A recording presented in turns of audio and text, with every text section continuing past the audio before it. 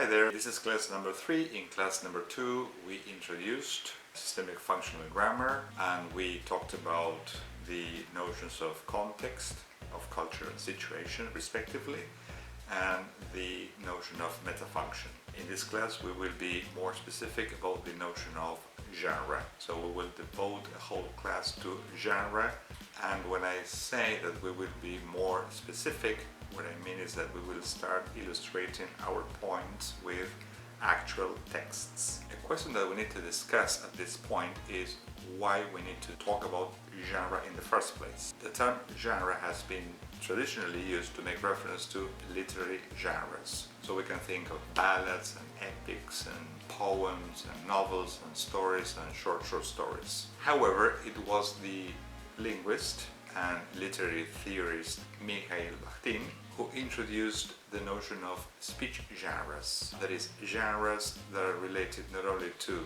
literature, the literary discipline or literary disciplines, but all different types of language in different spheres of communication. So Baktin will talk about spheres of social communication, that is, contexts in which we use genres. Suzanne Eggins, the Australian systemic functional grammarian or linguist, states that there are genres and subgenres. So she will be talking about big genres like narration, argumentation.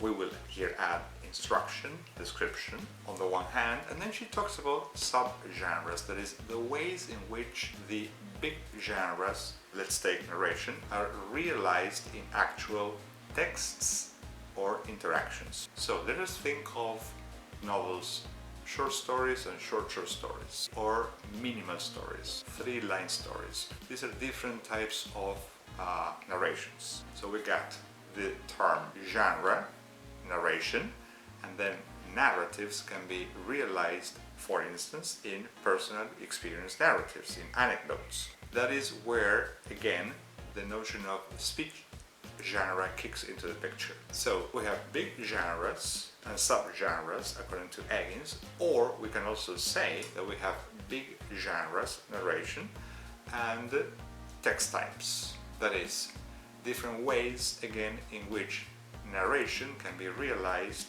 in actual interaction communication. Think of a meme, for instance. That can be a narrative. Or we can have narratives on Instagram, we can have narratives on Facebook. Again, we can have narratives, and we do have a lot of narratives in TV series. We have narratives in films, we have narratives in pictures, we have narratives in novels, stories, short stories. Therefore, it should come as no surprise that on Instagram, for instance, we talk about stories, or on Facebook we talk about stories.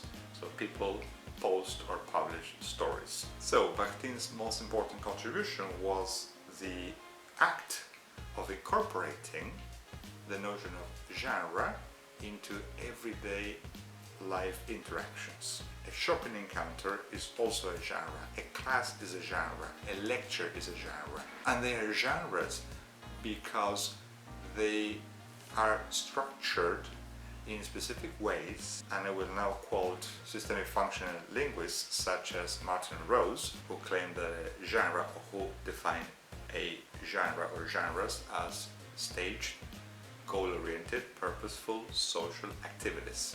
Thus, the most interesting, both interesting and controversial term in our definition is activity. A staged, purposeful, goal-oriented social activity.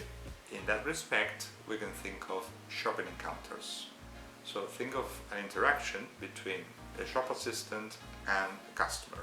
In those interactions, there will be stages. May I help you, madam? Yes, I'm looking for a pair of jeans. What size are you? Size 12.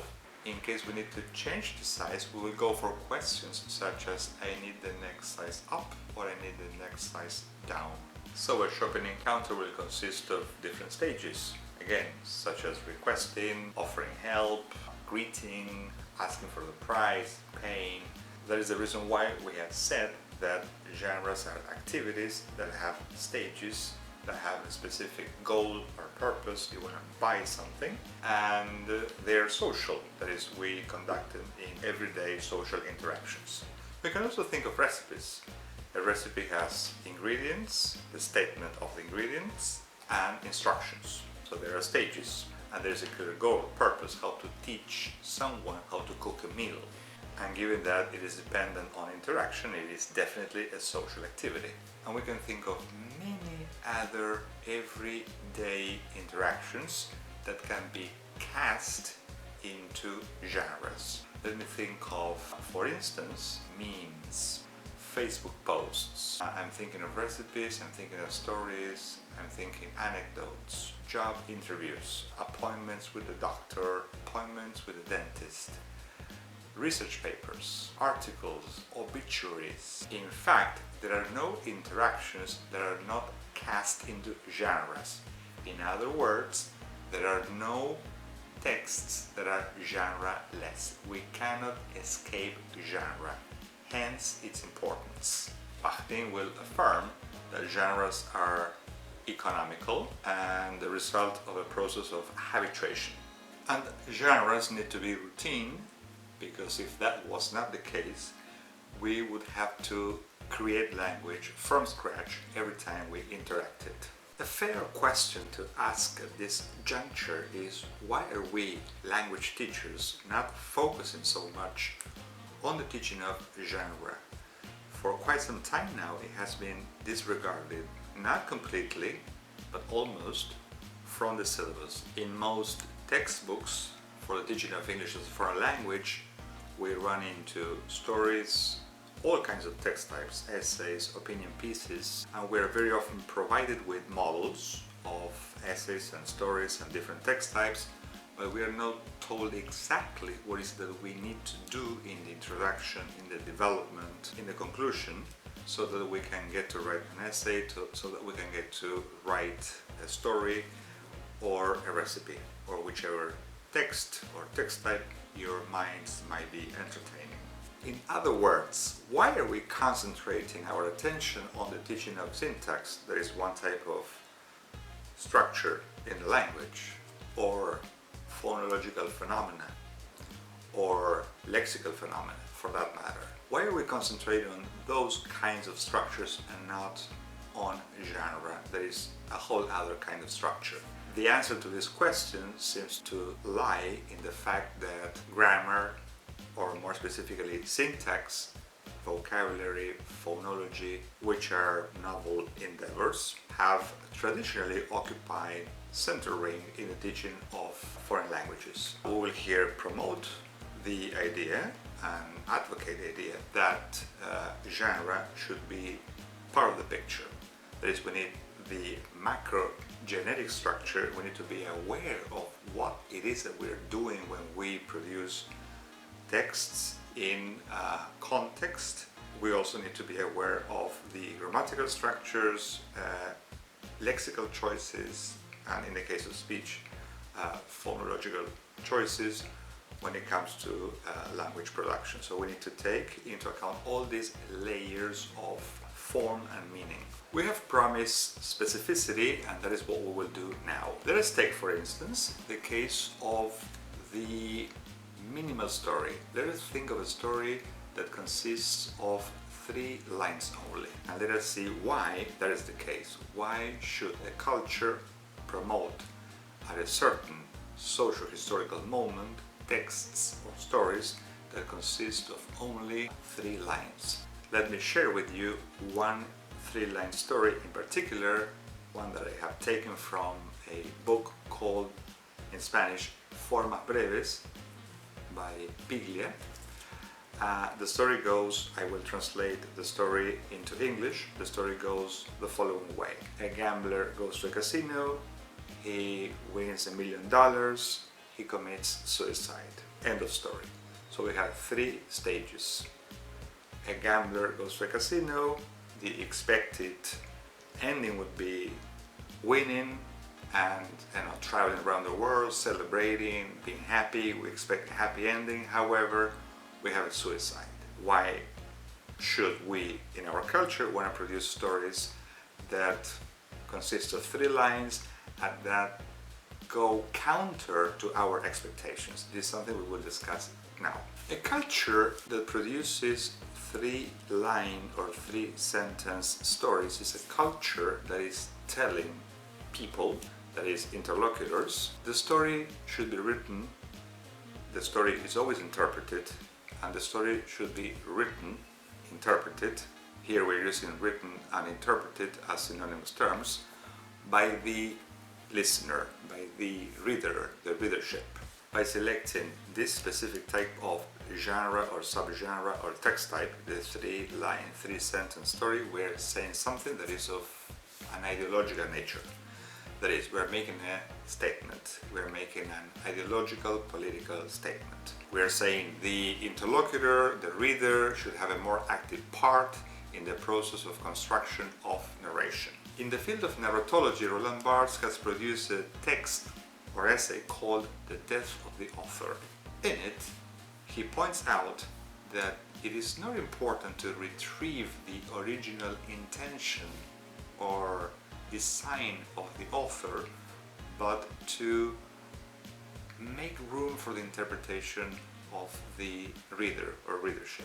To sum up, the goal of 3-sentence or 3-line stories is to make the following point. Interpretation is dependent on the reader, and that is an inevitable fact of language, not only for 3-line stories, but for all stories in general. That is the point that Borges, in his story Pierre, Menard, Autor de Quijote, promotes. It is impossible to retrieve the original text, let alone the intention of the author or writer, because the intention is only potential. We only have access to the actual discourse in the actual text. So the fact that at a certain point in the history of the development of a language we create 3-line or 3-sentence stories is not arbitrary. We're making, again, an ideological statement. They serve a purpose. They convey meaning. This is very important because this is one of the ways in which genre conveys meaning. By saying this, we're moving away, we're detaching ourselves from the idea that genre is simply a structure that we should stick to, that we should just follow without any reason whatsoever.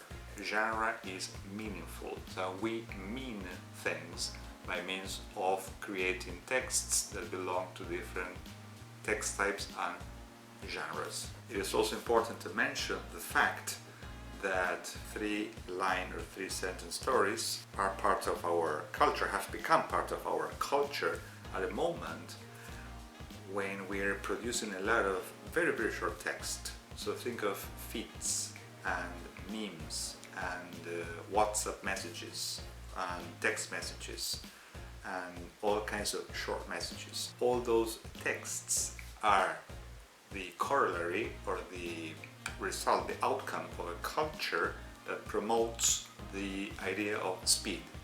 We are always in a rush, we don't have time for anything, we need to produce 3-minute bedtime stories because we don't have time to read stories to our kids, and we need to watch news flashes because we don't have time to watch a news program that lasts an hour, as used to be the case in the past. That is the reason why Eggins associates, makes or establishes a correlation between genre and context of culture. So genres are cultural entities. In the context of teaching narratives, it's interesting to make use of 3-line stories in order to get our students to fill in the blanks. That is, not filling the blanks the usual way, like filling the blank with a word or filling the blanks with some form of a verb. What we're saying here is filling the blanks in the story. So we can provide students with 3-line or 3-sentence narratives, and they should develop longer narratives. That could be an interesting task to perform in our classes, so that students see the point of genre so that students get to know these minimal stories, they get to know about them, they get to understand why they are structured the way they are structured, how they can be expanded, and they can in that way probably produce very interesting narratives. In our next class we will be talking about context of situation, feel, tenor and mode. So thanks for watching. I hope you have liked this class. If that is the case, please like it, subscribe to our channel, share it with your fellow colleagues and friends, and I will be seeing you soon. Bye bye.